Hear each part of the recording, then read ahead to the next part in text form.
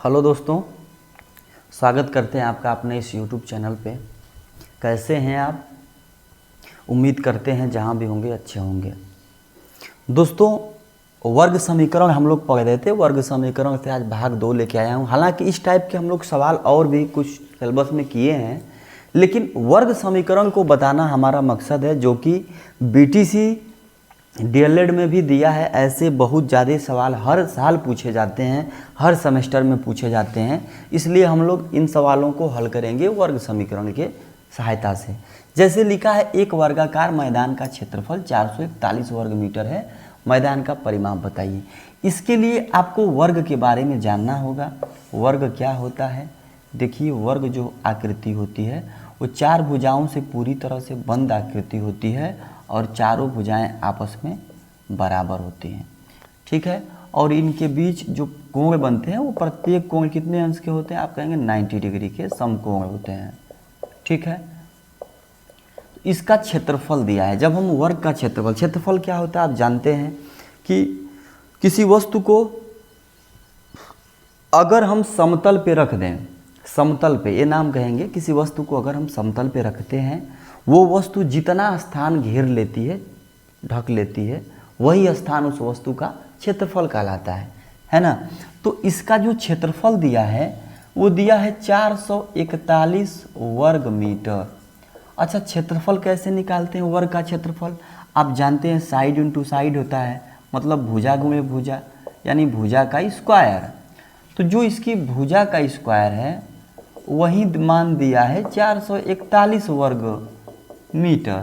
तो इसमें जब वर्ग समीकरण के हिसाब से सवाल लगाएंगे तो लिखेंगे माना इसकी भुजा, माना भुजा बराबर x मीटर।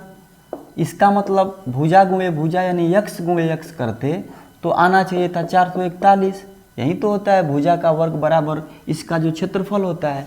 तो भुजा गुणे भुजा बराबर 441, इसलिए भुजा बराबर x बराबर, यहाँ पे आप गुणा करेंगे तो यहाँ पे देखेंगे x स्क्वायर का मान आएगा 441।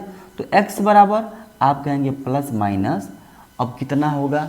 441 है। 441 किसका वर्ग होता है? आप कहेंगे 21 का। तो इसका आंसर क्या आएगा दोस्तों? Plus minus 21। लेकिन पूछा क्या है कि मैदान का परिमाप बताइए। देखिए, अब आपको ये चीज़ समझनी होगी कि किसी वर्ग की भुजा की लंबाई -21 नहीं हो सकती है ना। तो ये वर्ग समीकरण में हम लोगों का ये रूल होता है कि जो वर्ग समीकरण का जो आंसर निकल के आता है वो एक पूर्णांक होता है, और जो पूर्णांक होता है वो धनात्मक संख्याएं होती हैं, ऋणात्मक भी होती हैं और शून्य भी होता है, कुछ भी हो सकता है। लेकिन जब ये लंबाई की बात की गई है तो लंबाई यहाँ माइनस में नहीं होगी, प्लस 21 आंसर आएगा। तो जब प्लस 21 इसकी एक भुजा हो गई तो आप जानते हैं दोस्तों, इसकी एक भुजा 21 हो गई, ये सब 21 हो गई, क्योंकि सारी भुजाएं बराबर होती हैं। तो बोल रहा है कि परिमाप बताइए। परिमाप का मतलब होता है कि किसी आकृति को चारों तरफ से मापना। परि मतलब चारों तरफ, माप मतलब मापना। तो इसके परिमाप का जो सूत्र भी होता है दोस्तों, जो परिमाप होता है वर्ग का, लिखेंगे वर्ग का परिमाप जो होता है वो होता है 4a, यानी 4 गुणे भुजा। अब भुजा का मान है 21, तो 21 चौक हो जाएगा 84। तो ये 84 मीटर इसका क्या हो जाएगा? परिमाप हो जाएगा, है ना। तो ऐसे सवाल दोस्तों BTC में, DLED में, हर जगह ऐसे सवाल आते हैं। इसी क्रम में दूसरे सवाल को हम लोग देखते हैं। इसमें लिखा, एक आयताकार बाग की लंबाई और चौड़ाई में अनुपात 3:2 है। यदि बाग का क्षेत्रफल 600 वर्ग मीटर हो तो उसकी लंबाई और चौड़ाई ज्ञात कीजिए। देखिए, जो लंबाई है और चौड़ाई है, इनके बीच का जो अनुपात है वो 3:2 का है। यही तो दिखा है, लंबाई और चौड़ाई में अनुपात 3:2 का है। अगर लंबाई 3 है तो चौड़ाई 2 है। तो यहाँ पे क्या करेंगे? मानेंगे, माना लंबाई, क्योंकि हमें समीकरण बना करना है वर्ग समीकरण, तो स्क्वायर के रूप में समीकरण बननी चाहिए। तो माना लंबाई 3x, इसको 3 है लंबाई, अनुपात में तो 3x, और चौड़ाई मान लेंगे 2x। तो जब इसका हम बाग का क्षेत्रफल दिया है 600 वर्ग मीटर, तो दोस्तों आप जानते हैं क्षेत्रफल जो होता है ये आयताकार है। तो चूँकि आयत का क्षेत्रफल क्या होता है? आप कहेंगे लंबाई गुणे चौड़ाई, लंबाई गुणे चौड़ाई। तो लंबाई इसकी है 3x और चौड़ाई है 2x, यानी इसी का मान दिया है लंबाई को चौड़ाई, इसका क्षेत्रफल दिया है 600 वर्ग मीटर 600। तो जब गुणा करेंगे तो 3 दूना 6 और x का गुणा x स्क्वायर, 6x स्क्वायर बराबर 600। देखिए ये वर्ग समीकरण बन गया, यही तो वर्ग समीकरण है। यहाँ से अगर x स्क्वायर का मान निकाला जाए तो 6 इधर आएगा तो भाग में हो जाएगा, 6 से कटेगा 100 बार में जाएगा 600, यानी x स्क्वायर का मान आ गया 100। तो x स्क्वायर ठीक है ना, तो यहाँ से आप जब x स्क्वायर का मान आ गया 100 तो आप निकालेंगे x का मान, तो कहेंगे ±10 है ना, ±10। फिर मैंने कहा चूँकि आयत है, आयत आप जानते हैं आयत क्या होता है, इंग्लिश में रेक्टेंगल बोलते हैं।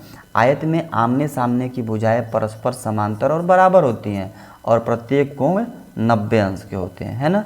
तो अगर x का मान -10 नहीं ले सकते क्योंकि लंबाई माइनस में नहीं होगी, तो प्लस वाली लेंगे। तो जब x बराबर +10 है, जब x बराबर 10 माना गया तो इसकी जो लंबाई थी हमने क्या माना था 3x, यानी 3 × 10, 10 यानी 30 मीटर में है तो 30 मीटर। ऐसे ही चौड़ाई को हम लोगों ने क्या 2 अनुपात में थी तो ये 2x का मतलब 2 × 10 यानी 10 दूना 20 मीटर, है ना। तो लंबाई और चौड़ाई इसकी अलग अलग निकल गई। आइए इसी क्रम में हम लोग कुछ और सवालों को हल करते हैं। तो आइए दोस्तों देखते हैं ये 2 सवालों को और, जो कि वर्ग समीकरण के रूप में हम लोग इसको कैसे हल करेंगे। जैसे लिखा है एक वर्गाकार मैदान का क्षेत्रफल 225 वर्ग मीटर है। वर्गाकार मैदान है, वर्ग का आकार आप जानते हैं, वर्ग का आकार ऐसा होता है जिसमें लंबाई चौड़ाई सब बराबर होती है, चारों भुजाएं बराबर, और इसका जो क्षेत्रफल होता है वो किसी भुजा का स्क्वायर होता है, भुजा का स्क्वायर होता है, यही इसका क्या होता है क्षेत्रफल होता है। हम मान लेंगे माना भुजा बराबर x सेंटीमीटर, x मीटर में दिया है। जब भुजा x मीटर तो इसका जो क्षेत्रफल होगा वर्ग का क्षेत्रफल जो होगा वो भुजा का स्क्वायर होगा, भुजा का स्क्वायर। अब भुजा हमने माना है x, तो यानी x का स्क्वायर, तो इसी का मान दिया है x स्क्वायर का मान 225, क्षेत्रफल 225 हो गया। जब x स्क्वायर का मान 225 तो x का मान ±15 का वर्ग होता है 225। तो देखिए वर्ग समीकरण से मतलब ये है आप सवाल हल कर लेते हैं, हम जानते हैं आप ये सवाल हल कर लेंगे, लेकिन इसमें वर्ग समीकरण को बताने का मतलब सिर्फ ये है कि जब आप वर्ग समीकरण सवाल करते हैं तो ये वर्ग के रूप में ही संख्याएं बनती हैं। जैसे कि इसका अगर आप पार्ट 1 आप देखने जाएं मेरे यूट्यूब वीडियो पे चैनल पे, तो उसमें हम लोगों ने x स्क्वायर के मन में ही के रूप में ही हम लोग जो इसका मान निकाले थे, तो उसमें हमने यही बताया था कि जो भी मान निकलते हैं वर्ग समीकरण में पूर्णांक के रूप में निकलते हैं। जैसे यहाँ भी आप देख रहे हैं, या तो x का मान +15 हो सकता है, ये भी पूर्णांक है, -15 वो भी पूर्णांक है, अगर किसी में 0 भी आता है मान तो वो भी एक तरह से पूर्णांक है। तो इस तरह से जब x का मान निकल गया 15, यानी जो भुजा हो गई वो 15 हो गई, तो इसका परिमाप पूछ रहा है। परिमाप मतलब चारों तरफ से मापना। जब ये 15 ये भी 15, क्यों 15? क्योंकि सारी भुजाएं बराबर होती हैं। तो 4 गुणे भुजा इसका सूत्र होता है, जो परिमाप होता है 4a होता है, जो 4 गुणे भुजा है ना। तो 4 गुणे भुजा करेंगे तो 4 गुणे भुजा का मान है 15, 15 चौको 60 मीटर, है ना। ये इसका परिमाप हो गया। परिमाप को हम इंग्लिश में क्या बोलते हैं? पेरीमीटर बोलते हैं, है ना, पेरीमीटर। क्वेश्चन नंबर 4, किसी संख्या के वर्ग का 3 गुना 192 है, संख्या बताइए। मानेंगे माना वह संख्या x है, माना वह संख्या बराबर x है। तो लिखा है किसी संख्या के वर्ग का 3 गुना। अगर इसका हम वर्ग करेंगे, वर्ग करने पर क्या हो जाएगा? x square. तो लिखा है कि वर्ग का 3 गुना, यानी जो x स्क्वायर वर्ग करने पे आया इसी का 3 गुना यानी 3x स्क्वायर, इसी का मान लिख रहा है कि 192 है, 192। तो x स्क्वायर बराबर 192/3 हो जाएगा। क्यों? क्योंकि 3 का इधर x के साथ गुणा इधर आएगा तो भाग हो जाएगा। काटेंगे 3 छाक 18, 3 दूनी 12, और 3 चौको 12, सॉरी ये 3 छाक 18, 1 बचा 3 चौको 12, 64 आया। यानी x स्क्वायर का मान अगर 64 आया तो जो x का मान होगा ±8 होगा, 8 अठाई 64। तो यहाँ पे भी देखिए ये इसका मान पूर्णांक के रूप में आया। अब आज की वीडियो में इतना ही। नेक्स्ट वीडियो में हम लोग समीकरण को हल करना सीखेंगे, जिसमें जो कि बहुत इम्पॉर्टेंट है डीएलएड के लिए, बीटीसी के लिए, चाहे अन्य वनडे एग्ज़ाम्स के लिए जिसमें पूछे जाते हैं।